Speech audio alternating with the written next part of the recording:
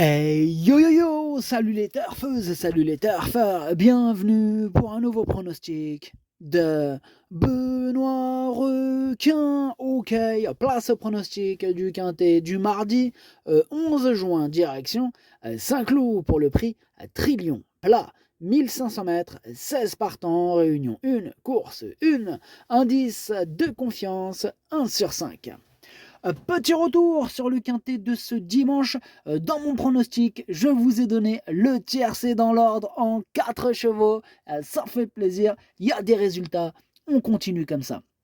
Eh bien, cette vidéo, je la tourne avant l'arrivée du quintet de ce lundi et je reviendrai dessus demain. Ok, c'est parti, on commence le pronostic et on commence avec le numéro 1, Souviana, et on n'aura pas les commentaires de l'entraîneur. Bon, en même temps, l'entraîneur, c'est qui? C'est l'autre, là. André Fabre, le roi de la carpe. Muet comme une carpe, il sera, il est, il sera, il a toujours été, il est, il sera. Enfin bref, André Fabre garde la pêche. Il est parti pêcher avec ses amis, d'ailleurs, avec Xavier Thomas de Mault, Francis-Henri Graffard et, bien sûr, Fabrice Chappé. Ah, ça y est, c'est échappé. Enfin bref, ce numéro 1, retournons à nos moutons, ce numéro 1 me plaît bien, j'y crois, je pense qu'il peut faire mal, et je le mets 6ème. On passe au numéro 2, Étel du Nignan, on écoute Charles Guyon. Étel du Nignan, s'est montrée courageuse dernièrement pour s'imposer.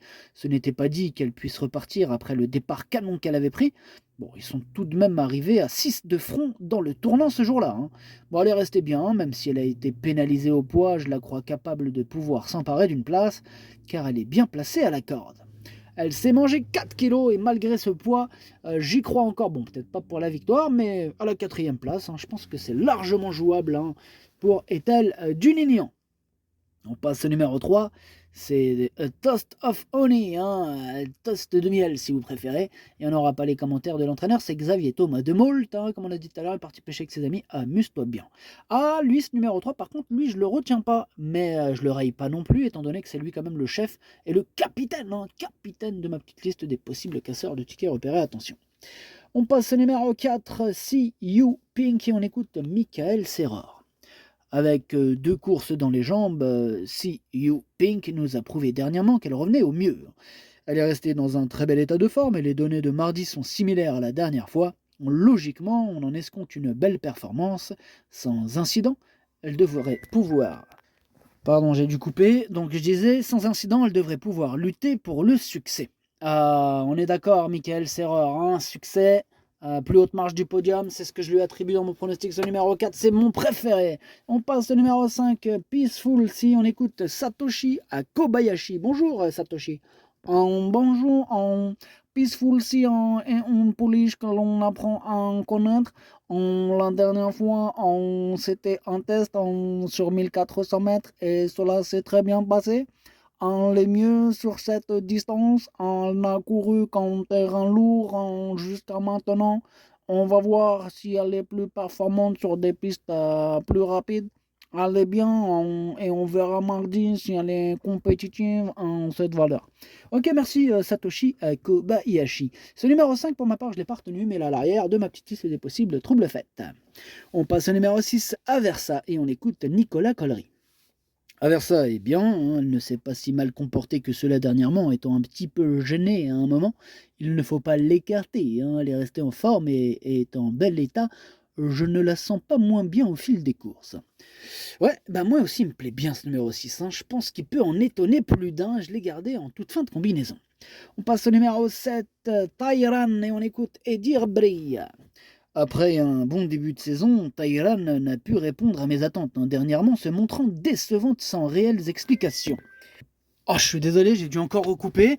Vas-y, ça n'arrête pas ce matin. Enfin, ce soir. Enfin, pardon.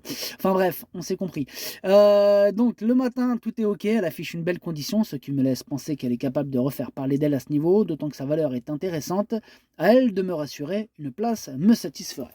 Ouais, comme je vous ai dit, je la tourne bien bientôt, cette vidéo. Même le soir, il ne laisse pas tranquille. C'est incroyable, ça, quand même.